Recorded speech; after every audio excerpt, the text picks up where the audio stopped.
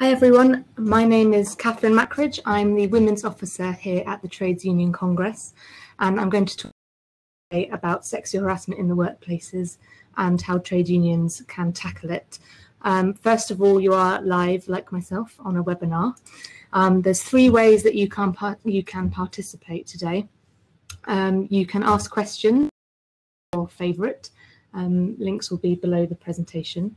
You can answer the polls. There should be a few buttons on your screens where you can see how to do that.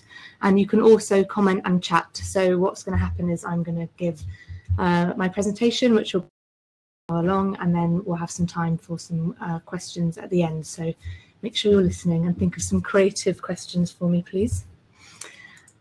I'll cover what constitutes sexual harassment, how it manifests, where it happens, and why it is a trade union issue and why it is essential that you work with employers and members to put a stop to it.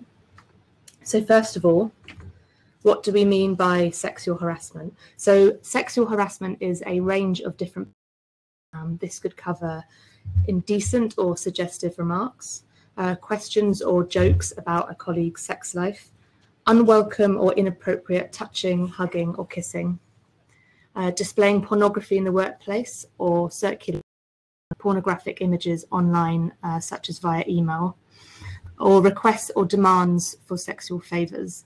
Now, the common factor is that the incident involves unwelcome behaviour of a sexual nature that creates an intimidating or humiliating working environment, as is the Equality Act definition, which you should see on your screen. Which is what the TUC and we encourage the trade union movement to use when defining sexual harassment. Now, a few things. It is very important that a perpetrator's claim that their comment or action was just a joke or kind of meant as a compliment is not a defence in a sexual harassment case. The harassment does not have to be directed at the person complaining about it to constitute sexual harassment. For example, the display of pornography or overhearing inappropriate comments towards a colleague may create a degrading or intimidating working environment for others.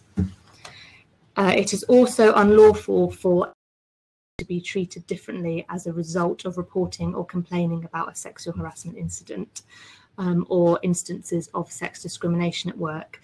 And crucially, it is also unlawful if a union rep is victimised for helping a worker make a complaint about her discrimination. Sexual harassment can also happen outside like the primary work environment or premises. It can take place on site visits, in the home or workplace of a client or a customer. Training and conferences, as well as social events such as Christmas parties, also count as the workplace under the Equality Act definition. Harassment that takes place online, whether that's via emails used at work or on social media, is a workplace matter if it's between colleagues, and should therefore be taken seriously as sexual harassment, both and the employer. Now, prevalence of sexual harassment. There isn't much data on the prevalence of sexual harassment in the workplace, but I will mention a little bit later about things that have been going on in the last couple of months since sexual such a huge place sort of in the public policy debate and in the media. But in 2016, we carried out polling and a survey of women's workers' experiences. And we knew from our unions that sexual harassment was a massive issue. So we just decided we needed to gather a bit more evidence so we could know what to do with the problem, essentially. So this data, the research in the last 10 years or so, gave us some insight into the prevalence of sexual harassment, where it happens, who it happens to, who perpetrates it, and other ways that it might manifest. So the TUC research showed that over half of all women that had experienced some form of sexual harassment at work. Women are 3 times more likely to experience sexual harassment than men, and the perpetrators are overwhelmingly male. And men do experience sexual harassment at work, and it's really important to be able to support all workers, whoever experiences it. However, women disproportionately experience sexual harassment in the workplace, which is why the TUC is focusing on it alongside other issues that we work on around gender-based violence and discrimination. In particular, we found that young women and women on insecure, short-term, zero-hours contracts or undertaking freelance, temporary or agency work are much more likely to experience sexual harassment as women. The TUC research found that over 2/3 of women aged 16 to 24 had experienced sexual harassment at work. Women in this age group are more likely also to be in this more kind of precarious shift-based contracts in sectors such as hospitality or retail, where they'll be working with members of the public. And workers in these sorts of sectors and contracts are much less likely to be unionised or even have an awareness of their rights at work. Let me be clear though, women of all ages working in any sector can and do experience sexual harassment. Those are some of the findings about the likelihood of experiencing it at work. Our findings were backed up by other data sources too. The Equal Opportunities Commission has shown that in the majority of sexual harassment cases taken to tribunal, the complainant had been working for their employer for less than 1 year. And this week, the BBC published the results of their research, where they talked about sexual harassment at work, which pretty much matched our findings as well. So women working in so-called flexible jobs, so those with fewer hours on lower pay, and basically with fewer employment rights, are much more likely to experience sexual harassment of those in this flexible work, compared to 29% on more secure contracts. And the sample they used was really significant. It was about 6,000 men and women, young men and women that they spoke to. So I'd urge you to take a look at that if you're able to as well. To remember that every worker does have protection from sexual harassment under the Equality Act, no matter what their contract type, but there is a big piece of work that unions are undertaking around informing people basically of that right. Male-dominated workplaces are also cited as being often hostile and intimidating for many women workers. Research from the European Commission showed as well that women working in male-dominated workplaces such as engineering and construction are more likely to sexual harassment, and unions that we speak to have also backed this up, basically that the more heavily segregated workplaces with men, holding more positions of power, and women in more junior roles tend to have more of a problem and with sexist attitudes. So the most important thing is that the common factor in sexual harassment is power and the abuse of it. Whether that's a male-dominated office asking supposedly jokey questions about a colleague's sex life, a manager refusing to give a bar worker more shifts because she's complained about a regular customer coming in and harassing her, someone getting drunk at a work and touching his assistant inappropriately, or even a casting director refusing to give roles to actresses unless they perform sexual favours for him. Now, hopefully you can see this graph. It's taken from our finding last year's TUC report on sexual harassment that I mentioned. If you can't see it, I'm happy to kind of circulate it afterwards, and you can find it in the report, which I will also circulate. But it's just looking at the type of harassment under the Equality Act definition that the respondents had actually received or witnessed. So the harassment was verbal, so comments, supposed jokes, or even banter, as some people label it. Over 1/3 of respondents reported that they had overheard comments or jokes of a sexual nature about other women in general. And like I said, this graph and others in our findings are in the full report, which I can circulate after the webinar. So sexual harassment, why is it a trade union issue? Quite simply, sexual harassment is a serious workplace issue, which can have significant lasting effects on those who experience it. Trade unions believe that every worker has the right to work free from fear, intimidation and harassment, and that employers must prioritise dignity, fairness and equality in all workplaces. The impacts of sexual harassment on individuals can be very, very serious. Feelings of shame and guilt, either for it having happened to them or kind of blaming themselves for not doing anything to stop it at the time. As a result, women reported that they ended up policing their own behaviour, so they kind of wouldn't be noticed at other points. 1/5 of those polled reported that they actually ended up avoiding certain works as a result of the harassment. 15% said that they felt less confident at work, and 1 in 10 said that the sexual harassment had a negative impact on their mental health and their well-being. Remember that harassment is an abuse of power over another person, so the effect is to make recipients feel ashamed, humiliated, and frightened. That is the intent. It may cause women to leave the workforce altogether. From the polling and the surveys we did last year, of those that had experienced it left as a result of the harassment. 7% reported that they wanted to leave their job as a result, but they weren't able to, basically due to financial implications, i.e. the only job that they couldn't lose that, so they had to put up with the harassment. Incidences of sexual harassment can also be a significant barrier to women entering male-dominated sectors, meaning occupational segregation continues and sexual harassment is allowed to places where it goes unchallenged in some workplaces, so that cycle continues. The increase of precarious work and the casualisation of various sectors is a really big issue that trade unions continue to fight.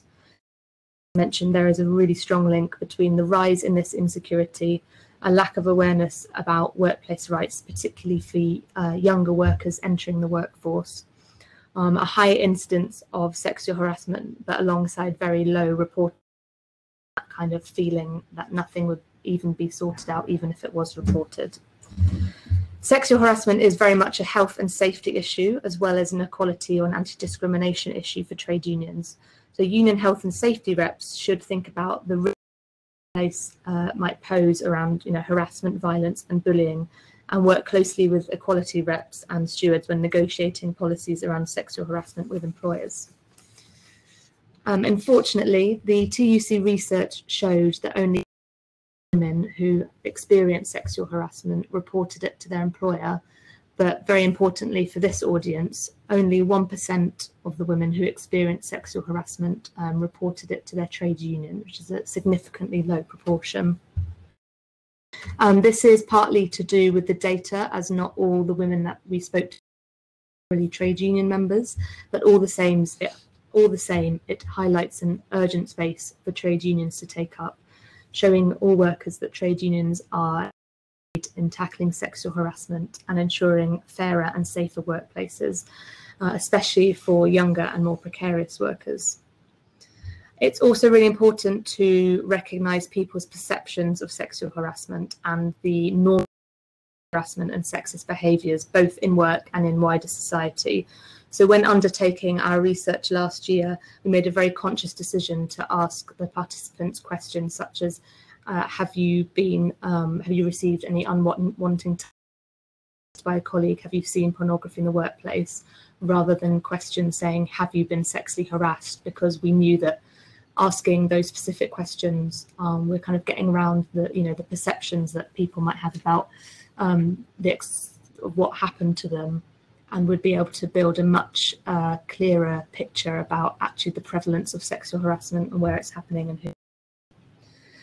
Sexual harassment is often normalised quite simply as a defence mechanism for victims.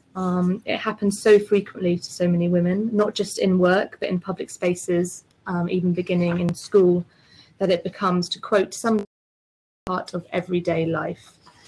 Some women, when reporting harassment, were told by managers or by HR colleagues just to ignore it, and some were even told to expect it because you're young and good looking.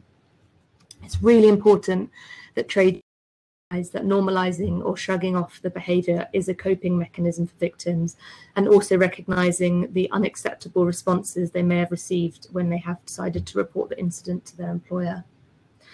Just for information, the National Education published their research into sexual harassment and sexist attitudes amongst school children. I really urge you to take a look, because it basically shows that the behaviour and the actions go unchallenged and are normalised by children and some teachers at primary school.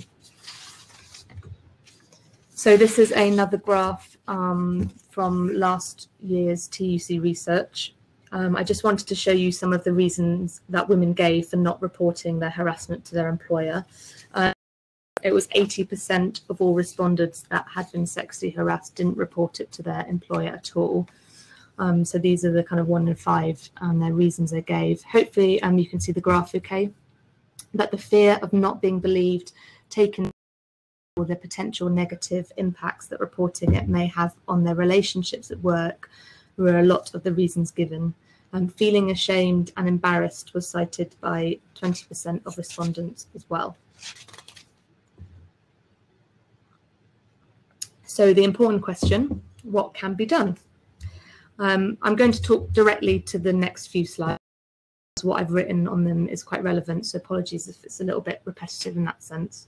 But firstly, we've got some key asks for government and employers, which you'll see on your screen at the moment, what they can do to tackle sexual harassment at work.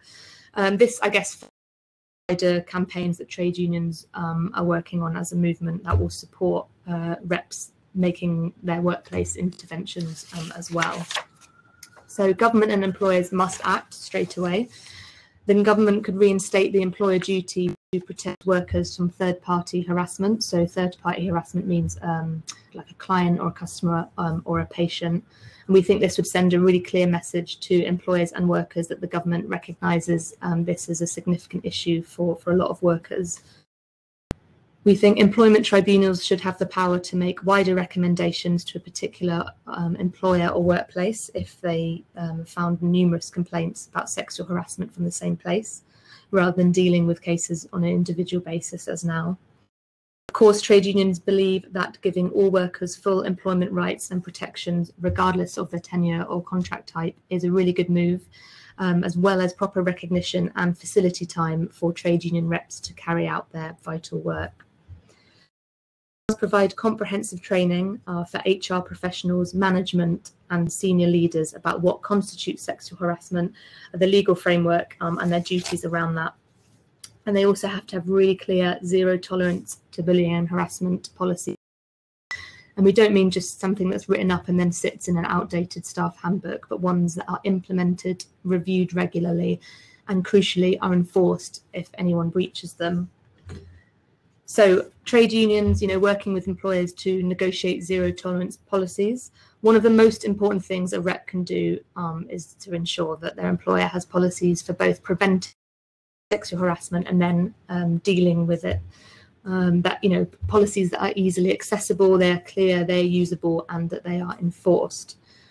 So a good policy will, as written on the slide, clearly define sexual harassment. Spoke about in the first couple of slides I took you through. Be very clear that it is a disciplinary matter. This is where the zero tolerance part comes in. Include employers' duties around sexual harassment, again, in a way that's for all workers and employees that are under that employer, and that's just to ensure transparency and accountability there. And it doesn't always have to be a kind of huge task, like a brand new policy that you have the employer has to create. To be incorporated into existing kind of non-discrimination and equality policies that might already exist around bullying and harassment, but perhaps need to be updated or just be explicit about sexual harassment. They need to be wide to members. And obviously that's a really crucial part for unions to play in the workplace in terms of worker engagement. And as I mentioned, there needs to be aspects to it around prevention, that awareness raising, the fact that it's a matter, employers' duties, as well as really robust procedures to deal with it as well. Your union itself might have a good example of like really great policies and procedures that you can take to your employer around sexual harassment or more widely. So unions do some really good work around this issue, so it's always worth speaking to them first. Training is a really essential part to make any well-written policy into a useful and usable one. It is particularly important for trade union reps, activists and officers and branches, as well as officers nationally as well, to fully get to grips with this issue and urgently. We've already talked about how endemic and entrenched the issue is, why, right at this moment, the TUC and unions are looking at creating resources to support reps and activists in the workplace. So very briefly again, training, as written on the slide, things that it would really need to include, the legislation covering harassment, surveys. So member, if you're undertaking member surveys, it's a really useful way to find out if sexual harassment is actually an issue in your workplace and to what extent, and ways that it might manifest itself. Behaviour and the different barriers to reporting, which I've taken you through a bit today. Again, policies and procedures, making sure that they're good, they're usable, they're robust, and they're understood by the wider workforce. Training for reps around harassment cases, which I'll touch on very briefly at the end, and organising around equality. So, say again, trade unions leading the way in tackling this issue, and particularly for those younger workers got no recourse to have their their harassment addressed. It's really good for trade unions to obviously position themselves in that space. Challenging workplace cultures, something again really important for unions to do. The evidence shows that sexual harassment is massively underreported, with victims often feeling unable or unwilling to speak up about their experiences. So it's a really essential role in challenging those unfair power dynamics and discriminatory attitudes, behaviours and actions in the workplace. So that might include awareness raising campaigns in the workplace. So that again, that's actually putting up posters saying that we're here, but that's also forming part of a wider member engagement plans or strategies that you might have, whether that's with an employer or your own thing as a union. Zero tolerance approach to bullying and harassment, feeding in with the employer policies that we just spoke about, but really important is being able to challenge this normalizing of sexist attitudes, and it's really important that all trade union reps especially, but even members in that play that kind of champion role in challenging these sorts of behaviours before they kind of move on to harassment, essentially, because remember it's all part of this kind of continuum from like the odd sexist comment, or it's seen as, up to kind of sexual harassment and abuse at work. So if these are, the earlier these are challenged, then the better chance of success of eradicating it. And an assurance that the union is able to help, and again that's just done through building on those relationships that you will already have with your members. Very briefly, I'll just talk about representing members in sexual harassment cases, although you should always talk to your union in the first instance, because they should have clear policies themselves about how reps can represent both the accused and the accuser in a sexual harassment case in a proper way. But it is important to recognise, again, that power dynamic in sexual harassment cases, and that a member who is accused may possibly hold a higher position in the union. They might be able to access representation on a regional or national level, someone more senior and experienced in the trade union, whereas it's possible the accuser might be relying on just like on her workplace rep, if it's possible, might be less in these cases. So it's always really important to bear that in mind when you're managing this.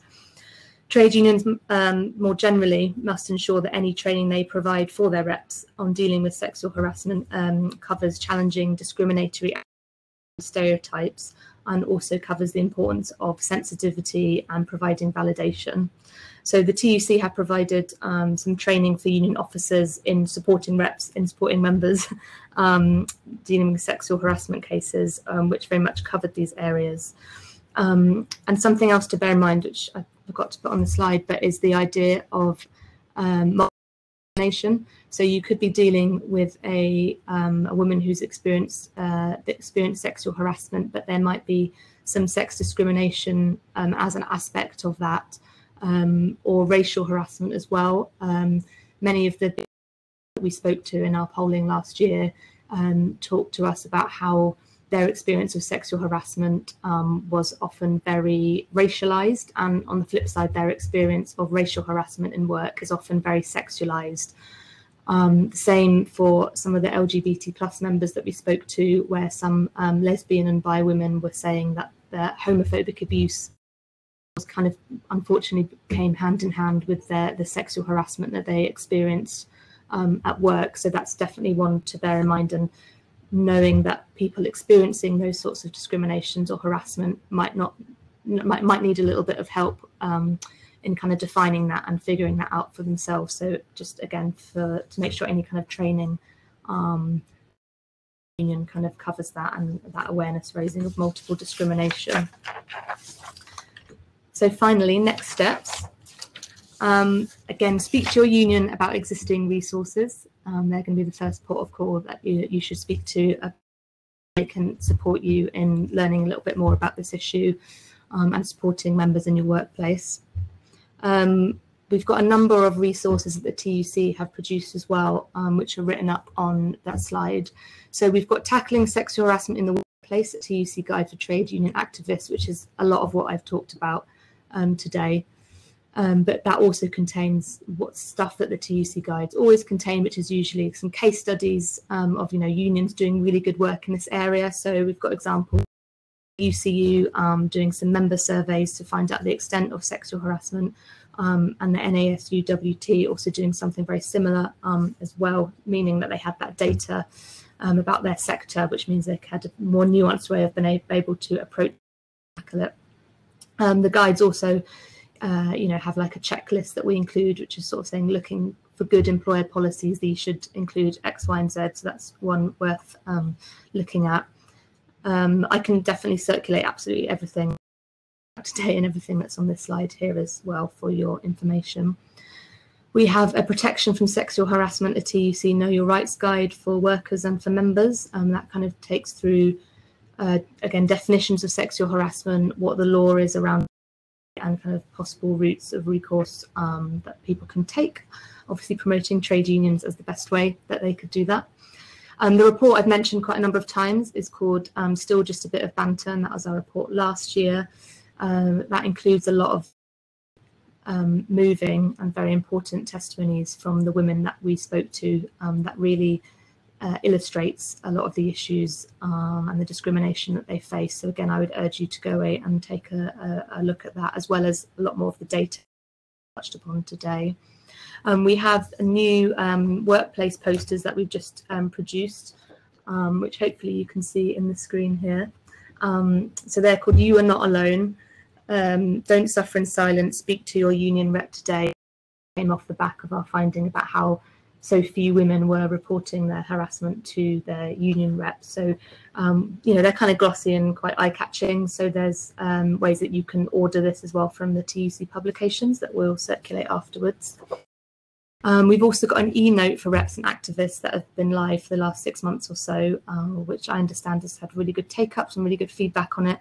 And that kind of goes through a lot of the things that I covered today, but in much more kind of formalised learning way, of course, and with opportunities to and kind of formalise your learning in that way, but that can be circulated. And after talking to our members, the TUC is actually looking at hopefully producing a kind of model policy for trade unions to then be used to bring to employers as part of the TUC work and ongoing commitment and working in this area. So in the meantime, like I said, many unions have really good existing policies, so it's always worth speaking to your networks and your contacts in your union to find out what resources and support that they have for you in the first. And at the bottom there, I've included the TUC Equality Audit. Now, this is a really big piece of work for the TUC's equalities work. It's something that we put out every 2 years, but this particular version of it, where we're asking about unions' equality structures, is every 4 years. It's a really big bit of kind of like data collection exercise for us. And we'd really encourage all unions to fill it in. The deadline is the 14th of February 2018.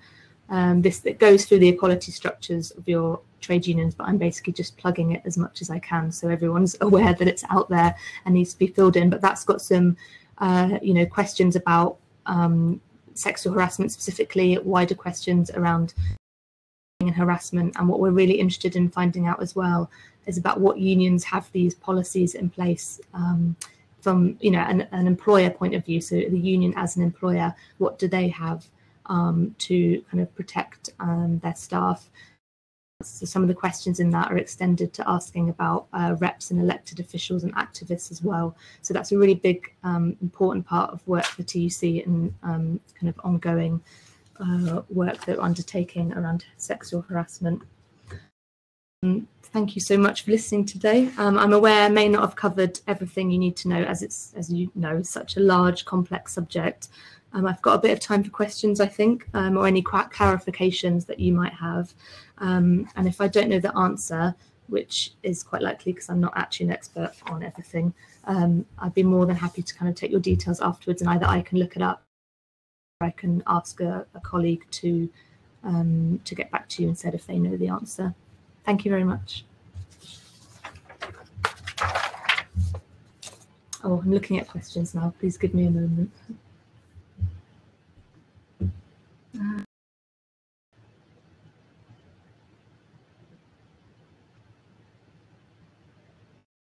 Sorry if there's quite a few coming through, so give me time to read it.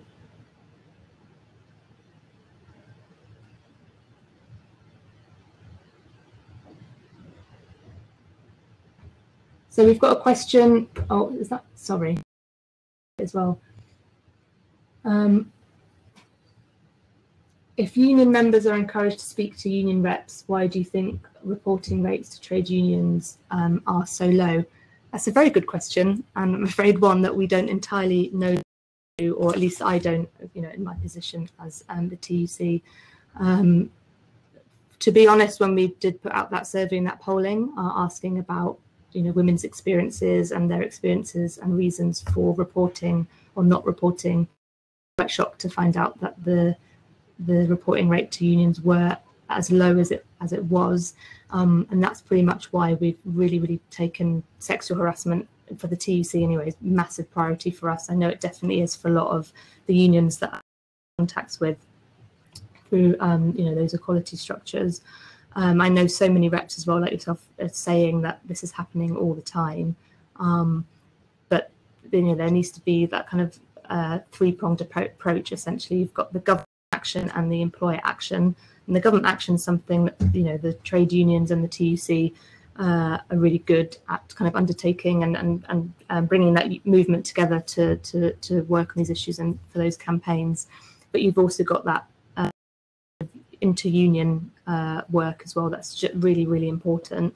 I guess the kind of takeaway from my webinar in terms of what you can do, you know, to improve reporting rates, essentially, but a step before that is to have these conversations with your union. The reason that we decided to commission the training for union officers that I mentioned earlier was exactly for that reason. It was that there was a kind of a distinct reps knowing what was happening in the workplace and experiencing and seeing it the whole time, and whether that was then kind of translated or got up to you know, the unions that were making decisions about working, you know, the priorities for their working area. So the reason we put on that training, which was very much aimed at kind of quite senior trade union officials working in the union itself, was to raise that awareness at a very high level, and that would then kind of get cascaded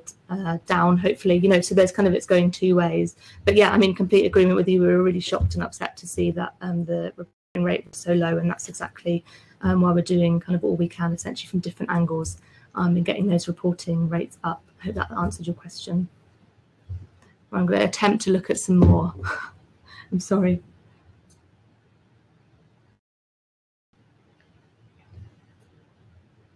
Okay, so there's one saying, as a rep, if I know that someone has suffered what I consider to be sexual harassment, but she doesn't seem to want to bring it forward, what should/can I do?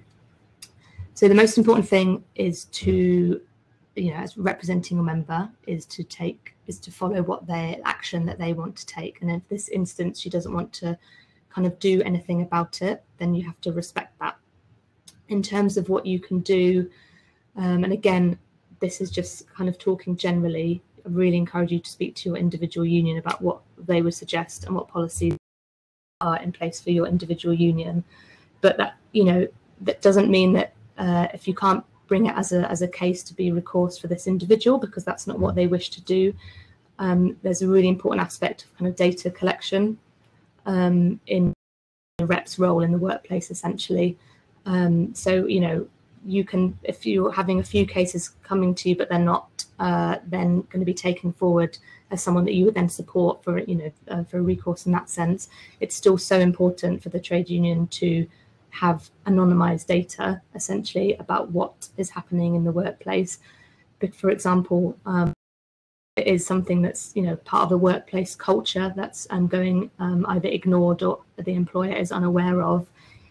Even if you're not talking about individual members, just having that data and using that from, the kind of negotiating of bringing that to employer, saying this is an issue, you don't need to know who it's happened to, but you need to know it's happening and we need to stop it, and you have duties around that, and that's really, really valuable.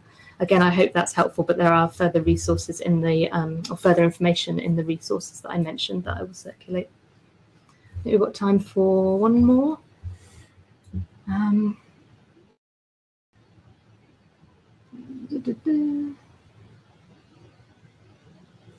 So there's a question. So talking about my presentation being quite female focused, is it not an issue for males as well? Would they be the same way? I work in a very male orientated business and this might be an issue, although I'm not sure. I assume reporting levels will be even lower. Yes, so I said kind of at the beginning of my presentation that sexual harassment is very much power and abusing power. Men are sexually harassed. Women are disproportionately, or women disproportionately experience sexual harassment. And in most cases, experiencing sexual harassment, the perpetrators are also male.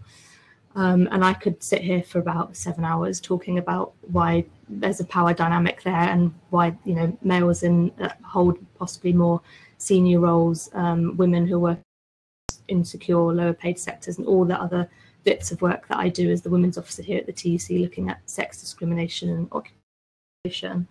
But in answer to your specific question, then yes, they would be dealt with the same. I mean, this I said at the beginning, the trade union reps, it needs to be recognised as predominantly a gender issue, and they're recognised that women are more likely to experience it because of the various factors I just mentioned, but unfortunately I'm unable to go into in detail, but also that power dynamic.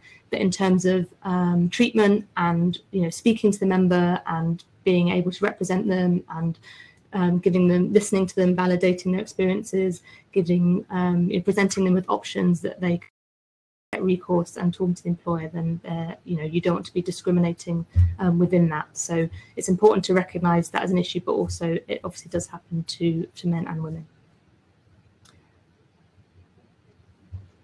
Great.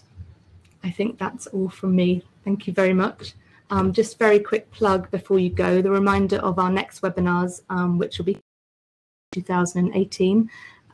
You can follow it on the link that's on the slide there, and there's also a website for TUC Education where you can get some more updates about what webinars are coming up and the different subjects of that. Okay, thank you very much. Great rest of your afternoon.